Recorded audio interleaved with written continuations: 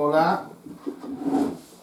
Bueno, como les dije la otra vez, ahora vamos a comenzar a hablar específicamente del evento Jesús. Primero, ¿qué significa evento Jesús? Es otra frase pues para su glosalía. El evento Jesús incluye desde su nacimiento hasta su resurrección, su enseñanza y el impacto de todo eso. ¿Qué reveló Jesús?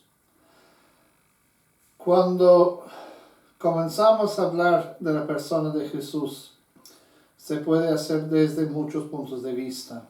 Se puede ver históricamente, se puede ver desde la piedad popular y se puede ver como Jesús histórico y como el Cristo de la fe. Cuando hablamos del evento Jesús, es un intento de alguna manera de incluir todos esos aspectos sin dejar ninguno atrás. Habíamos dicho que en el Antiguo Testamento la escatología se caracterizaba por la promesa que el presente, el pasado y el presente se vivía en vista de su cumplimiento futuro, la promesa. Con la venida de Jesús, vemos un acontecimiento que cambia la dinámica y la dirección de la promesa. Ya después de Jesús, la promesa no significa lo que siempre ha habido significado. Vamos a ver un poco qué es la escatología de Jesús. Comenzamos con los sinópticos, esos tres evangelios, Mateo, Marcos y Lucas. El mundo de Jesús es caracterizado por una expectativa escatológica apocalíptica. O sea, la predicación de Jesús, ¿cuántas veces no mencionan, no saben ni el día ni la hora? Estén preparados, tengan aceite en sus lámparas. Todas esas imágenes que nosotros conocemos bastante bien. Todo lo que dice él está planteado desde una perspectiva y con una expectativa escatológica. Y hay diferentes corrientes que componen esta perspectiva, esta expectativa.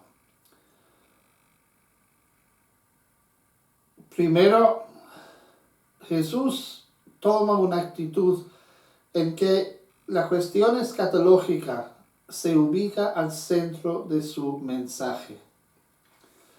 Eso es algo muy interesante, que para Jesús la escatología no es algo al final.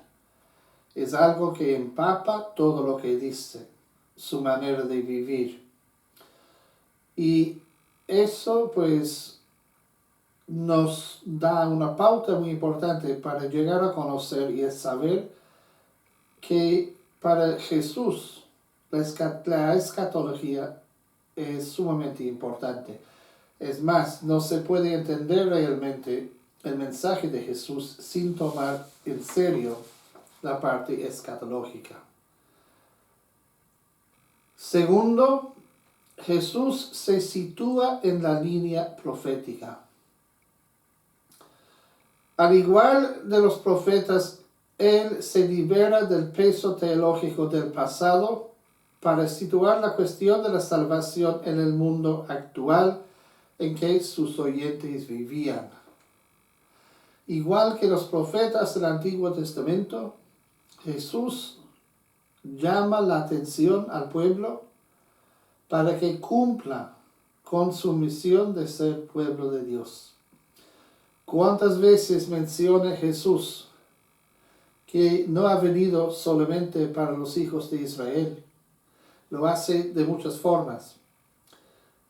Porque Él ha venido para todo el que cree en Él como el Hijo de Dios. Tercero, no se trata de un presente cerrado, sino un presente que está siempre abierto hacia el futuro. Jesús varias veces menciona el reino que está presente y el reino que ha de venir. Así que tenemos siempre esa dinámica entre presente y futuro. Y son dos caras de la misma moneda que es el reino de Dios. Así que tres expectativas, tres corrientes mejor. Jesús toma una actitud en que la escatología se ubica al centro de su mensaje. Jesús se sitúa en la línea profética y no es un presente cerrado, sino un presente abierto hacia un futuro, el reino que ya está y todavía no. Hay tres cosas que son esenciales para entender la visión de Jesús sobre los últimos tiempos. No se puede conocer el tiempo de la venida del reino. Este es reservado solamente al Padre, ni siquiera al Hijo. ¿Qué nos dice eso? El reino vendrá, pero es el cuándo que no se puede saber. Pero el hecho de que vamos a llegar a la fin, no cabe duda de que Jesús presenta eso. Segundo, la actitud fundamental es la de la espera. Fíjense en las parábolas de la vigilancia. Jesús nos llama para que vigilemos constantemente, para que estemos siempre despiertos. Yo digo siempre a los fieles, a veces hay que tener un poco de cuidado, porque a veces cuando pensamos en esperar el regreso del Señor, somos un poco como los niños del colegio, los jóvenes. Sale el profesor y arman todo tipo de relajo. Y grita alguien que viene el profesor y todos a su mesa. Todos bien portaditos, como que nunca nada hubiera pasado. No podemos tratar a Dios así. No podemos ir creyendo que Dios se deje engañar de esa manera. Estar esperando es una cosa de todos los días, no del último momento. Yo viví 6 años en Ecuador. Yo me acuerdo que salió en el periódico que Jesucristo iba a llegar a un pueblo que se llama San Isidro, un pueblo de la costa. Y centenares de personas se acercaron para confesarse y para ir a encontrar al Señor. Bueno, resultó no ser el Señor, sino un colombiano que no tenía pasaporte y el resultado no fue el escatón, sino la prisión. La venida del reino, la tercera cosa, viene presentada como algo de júbilo y gozo. El banquete, el regreso del hijo pródigo. Ciertamente se usa también la imagen del juicio, pero la repetida énfasis sobre el perdón de los pecadores hace que el juicio pierda mucho de su fuerza de temor. Esperamos que venga el Señor. Pero el que viene para encontrarnos, no para pillarnos. Eso es sumamente importante. A veces, cuando se escucha la prédica del viento, en muchas partes, parece que el Señor viene con un bastón para hacernos sufrir por todo lo que o hemos hecho mal o no hemos hecho. ese no corresponde mucho, pues no corresponde a lo que vemos en los evangelios. El Señor nos crea desde el amor, pero el Señor también nos corrige desde el amor. El que viene es el mismo Señor quien nos creó. Y si viene el Señor desde el amor, viene para amarnos. La parte difícil quizás será nuestra propia actitud, que hace difícil que recibamos el amor. Hace difícil que seamos capaces de recibir el perdón de Dios. Fíjense ustedes, ¿cuántas veces notan en sus vidas que hay algo que ustedes mismos no logran perdonar de sí mismos? Ustedes pueden haber ofendido a otra persona. Esa persona ya a usted le ha perdonado hace muchos años, pero usted a sí mismo no logra perdonar.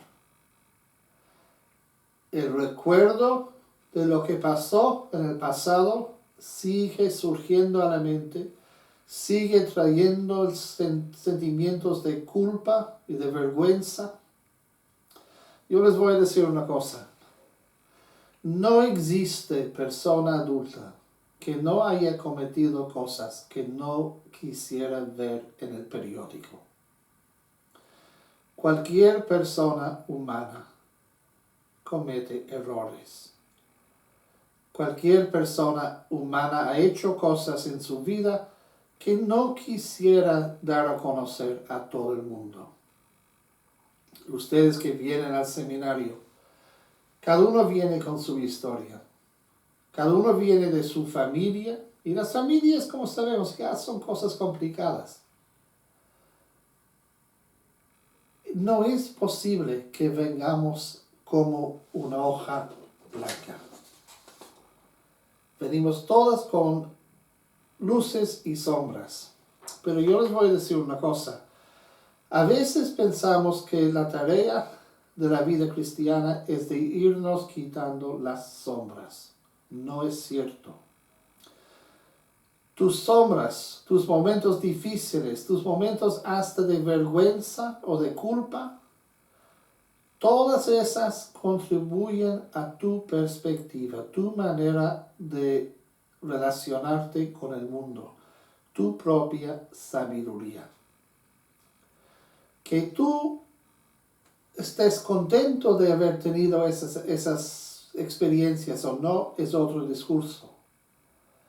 Pero esas experiencias todas contribuyen a la manera en que tú te relacionas con el mundo. Luces y sombras forman parte de ti. Sin tus sombras, tú no serías tu persona, sino otra. A veces uno dice, yo quisiera ser otra persona. Pues, pero no la eres. Tú eres la persona que Dios creó. Y esa persona ha tenido sus lecciones de vida de muchas maneras. Algunas positivas, algunas no tan positivas, algunas hasta vergonzosas. Pero siguen siendo lecciones de vida. Y la tarea del crecimiento, de la maduración, es llegar a abrazar hasta tus sombras. Porque si tú no puedes amarte a ti mismo, es muy difícil que lograrás aceptar que otro te ame. Y con mayor razón cuando se habla de Dios. No se trata de estar orgulloso de todo lo que has hecho. Eso no. Eso sería ser ingenuo. Se trata más bien de aceptar que yo soy persona limitada, frágil, vulnerable, pecadora. manchada, usada por la vida, pero sigo siendo el amado de Dios. Y para que yo pueda decir eso, necesito comenzar diciendo lo mismo de mí mismo.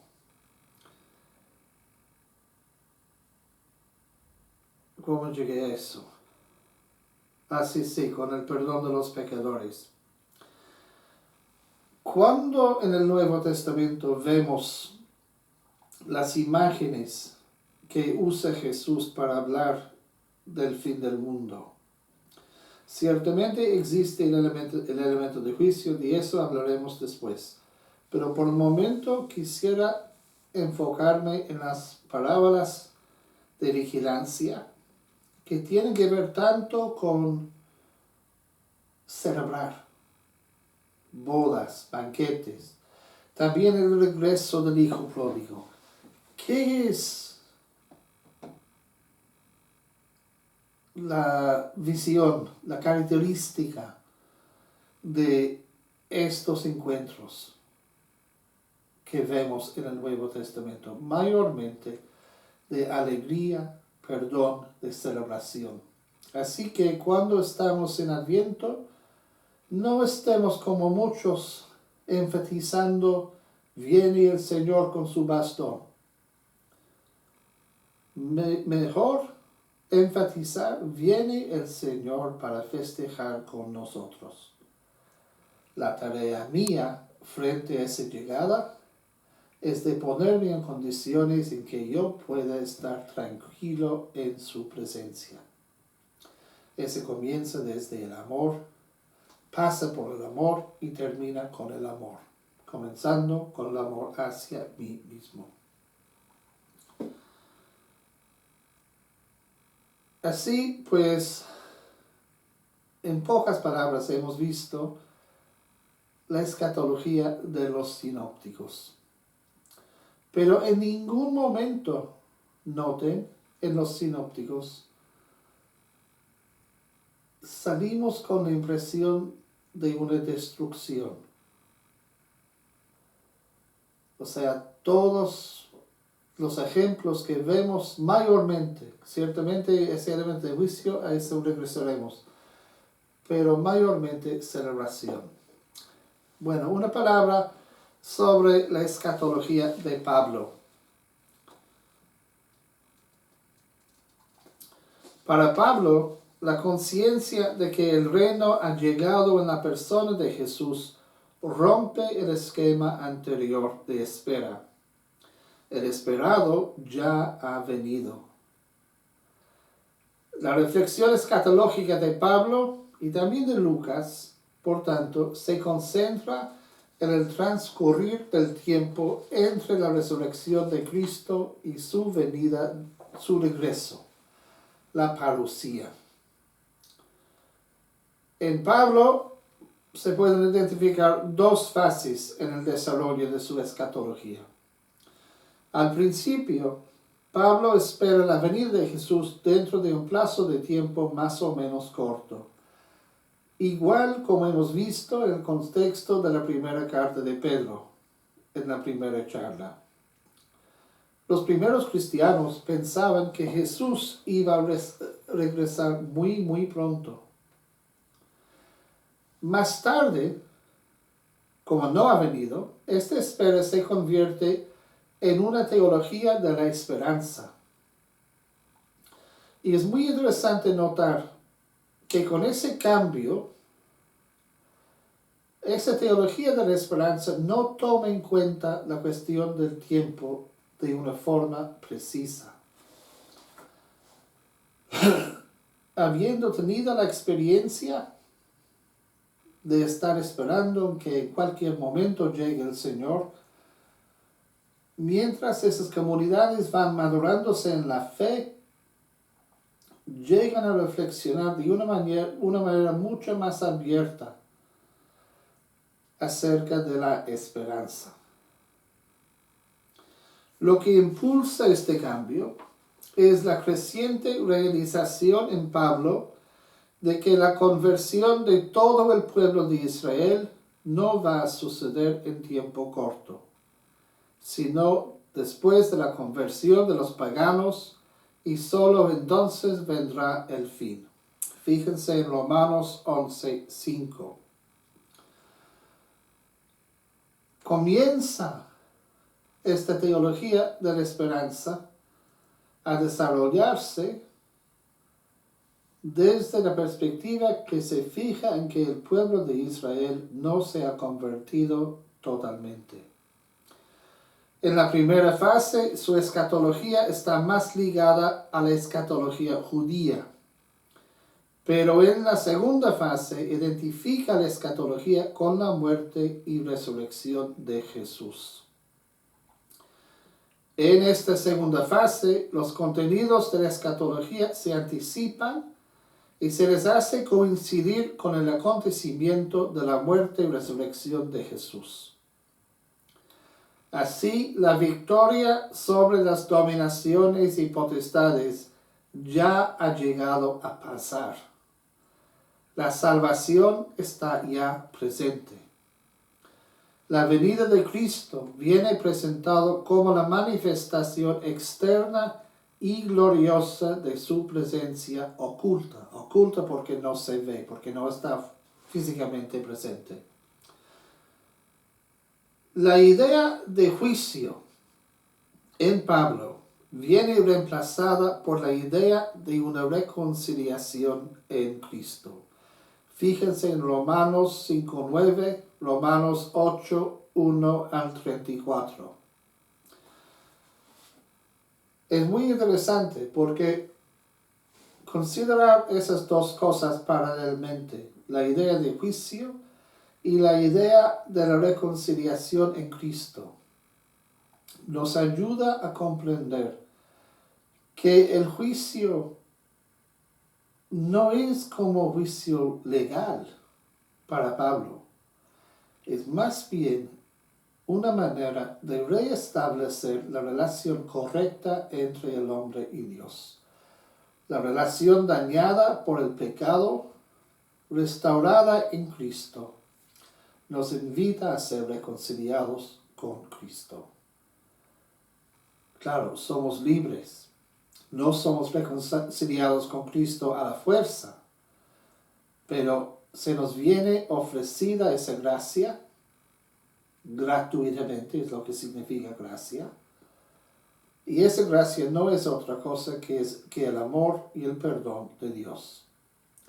Dios busca justificarnos. La cuestión que queda es si nosotros somos capaces de recibir, abrazar y celebrar ese perdón. Aquí paramos y la próxima vez hablaremos de la escatología de Juan.